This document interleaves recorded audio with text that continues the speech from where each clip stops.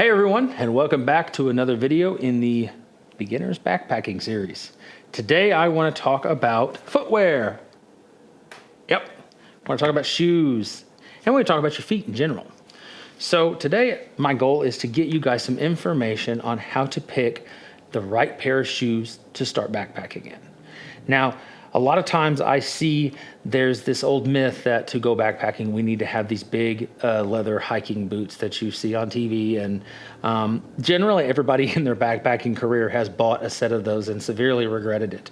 And the reason that is because number one, they're very heavy.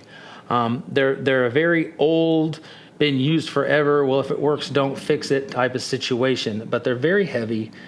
Leather boots are generally very difficult to break in and to get comfortable. So they are going to do some foot injury during the break-in process. They're very expensive. Hiking boots from some of the top brands can be as expensive as $300 or $400, which is a lot of money to spend when you're getting into something. So I tend to tell people to really shy away from those types of things and instead look at what I backpack in, which are trail runners. That's right, trail runners. What is a trail runner? Well, a trail runner is just a beefy running shoe that is going to have a more aggressive tread style on the bottom, as well as a few other modifications to the shoe to make it more friendly for backpacking or trail running. These Ultra Lone Peaks that I have sitting here, they're an older model. I've had them for a while, but these are more of a backpacking shoe and not so much focused on being a trail runner, even though they are a trail runner. And then I have a pair of Ultra Superior 6s that I got this year over here, and they're the same thing. They're going to be different. They're a different model, obviously, but they are a more focused walking shoe other than a running shoe. So the word trail runner can be kind of confusing because some of these shoes are designed for trail running specifically, and some of them are kind of co-designed with backpackers in mind because they have become a popular option. Now, what are the advantages? Okay, well, a leather boot is going to have insulation, sometimes waterproofing, and it really depends on what boot you're in, but all of those things are going to add up to create a very heavy boot.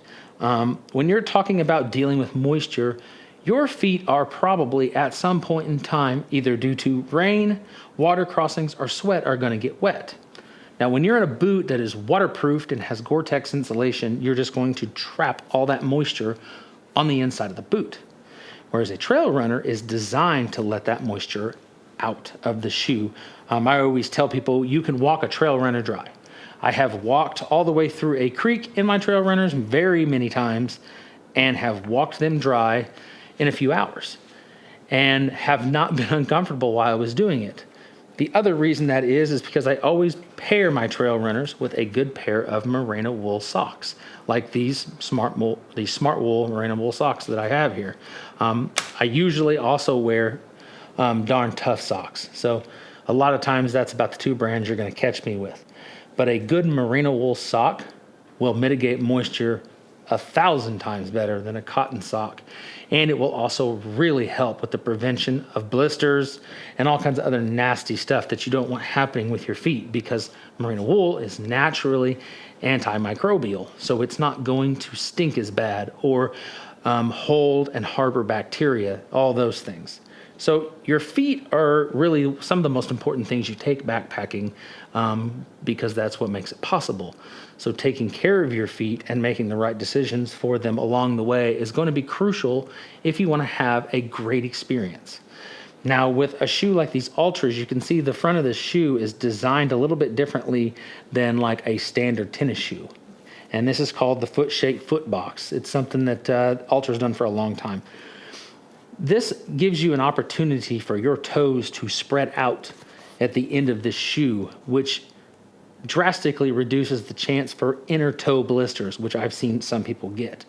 Now, the other thing I like about these shoes, if I upsize them a half to a full size, which I think most of these are a full size bigger than I would usually wear in a standard tennis shoe, I have all this extra room at the front of the shoe because when you're descending, walking downhill or descending, all your weight is going to flow forward into this shoe. And if this toe box is not large enough for your toes, your all of your toes are going to end up bumping up against this toe box in the shoe.